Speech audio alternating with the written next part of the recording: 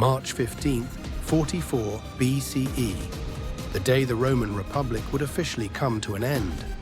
A man who had been called the dictator for life would fall before the very Senate that once hailed him as a hero. But what drove the greatest leaders of the time, men of power and ambition, to turn on the very man who had shaped Rome's fate? To understand this moment, we must go back to the rise of Julius Caesar. Born in 100 BCE into a noble family, Julius Caesar was not born into wealth or power. His rise to prominence was as much about ambition as it was about opportunity. Caesar's military genius, his charisma, and his ability to navigate the political minefields of Rome would lead him to command the legions of Rome. Through the first triumvirate, an alliance with Pompey and Crassus, Caesar rose rapidly. But it wasn't just politics that secured his power. It was war. In 49 BCE, a fateful decision was made that would alter the course of history. Julius Caesar, leading his army across the Rubicon River, defied the Senate's orders and set in motion a civil war that would tear Rome apart. The words "the die is cast" echoed in the minds of all who heard it. With this bold act, Caesar declared war on Rome itself, forever altering the Republic. As his forces marched toward Rome, the Senate, led by Pompey, scrambled to react. What followed was a brutal conflict, one that saw Caesar's forces ultimately victorious and the Republic's demise inevitable. March 15th, 44 BCE, the Ides of March. The great leader Julius Caesar, hailed as a savior of Rome, steps into the Senate unaware of the deadly conspiracy that awaits him. The Senate chamber is filled with whispers, and among those gathered is his trusted ally, Brutus. Suddenly, the conspirators strike. Daggers drawn, they surround Caesar, stabbing him one by one. In his final moment, Caesar looks upon Brutus and utters the famous words, "Et tu, Brute?" The man who had once been a friend and adopted son turns on him. Caesar's body falls, and with it, the Roman Republic. Caesar's death leaves Rome in turmoil.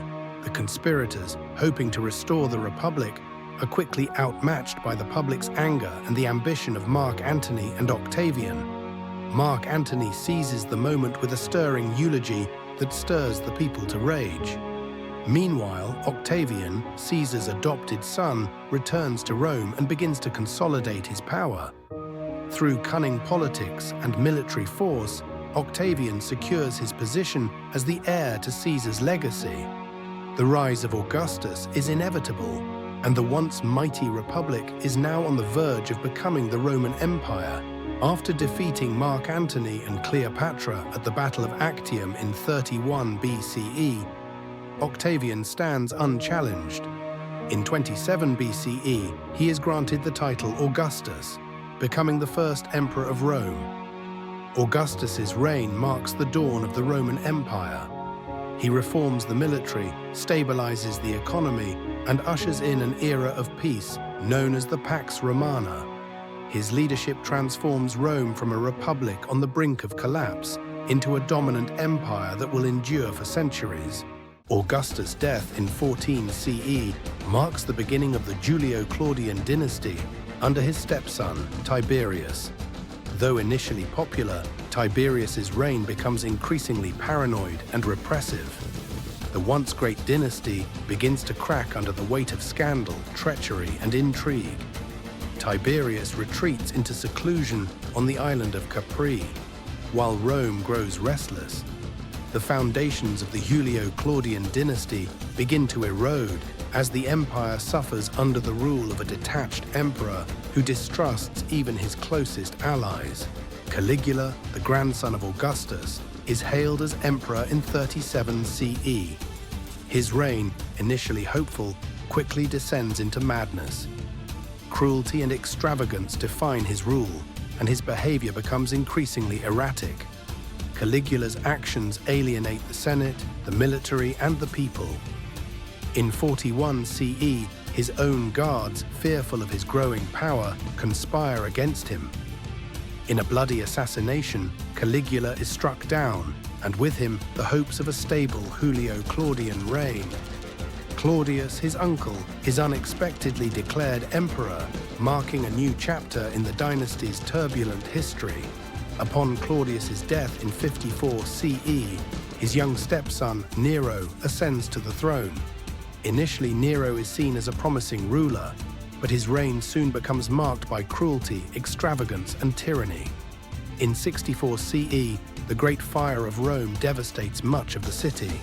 Rumors swirl that Nero played a part in starting the fire to make way for his new palace, the Domus Aurea. Despite his public efforts to rebuild the city, Nero's reputation is forever tarnished. His increasing paranoia leads to a purge of his enemies, and his rule becomes synonymous with corruption and decadence. By 68 CE, Nero's rule has spiraled into chaos. The Roman Empire, worn down by rebellion and discontent, is on the brink of collapse. In the face of a growing revolt and with the Senate declaring him a public enemy, Nero takes his own life, ending the Julio-Claudian Dynasty. His death leaves Rome in a power vacuum, and the once great family that led the empire for over a century vanishes from the throne. With Nero's death, Rome is thrown into a period of civil war known as the Year of the Four Emperors, where multiple claimants battle for control of the empire. After the chaos of the Year of the Four Emperors, the military general Vespasian rises to power. In 69 CE, he becomes emperor, establishing the Flavian dynasty. Vespasian stabilizes the empire and sets to work on monumental projects. One of his greatest achievements is the construction of the Colosseum, a symbol of Rome's imperial grandeur. His reign is marked by fiscal reform, military campaigns, and the continued expansion of Roman infrastructure. Under Vespasian, Rome begins to recover from the turmoil of recent years. Vespasian's son, Titus, inherits the throne in 79 CE. His reign is marked by significant events that shape the empire's legacy. In 70 CE, Titus completes the conquest of Jerusalem, destroying the city and its temple, a victory celebrated across Rome. However, in 79 CE, nature deals a devastating blow as Mount Vesuvius erupts, burying the cities of Pompeii and Herculaneum under volcanic ash. Despite these calamities, Titus is seen as a popular emperor who brings relief to the people of Rome, but his reign is tragically cut short by his death in 81 CE. Following Titus's death, his younger brother Domitian ascends to the throne in 81 CE. Unlike his brother, Domitian rules with an iron fist. His reign is marked by authoritarian rule, purges, and the expansion of imperial power. Domitian's leadership is controversial. He strengthens the empire's borders and undertakes significant public works. But his paranoia leads to a reign of terror. As the empire grapples with the authoritarian shift, the Flavian dynasty enters its final years, with Domitian's rule setting the stage for the dynastic changes that will follow.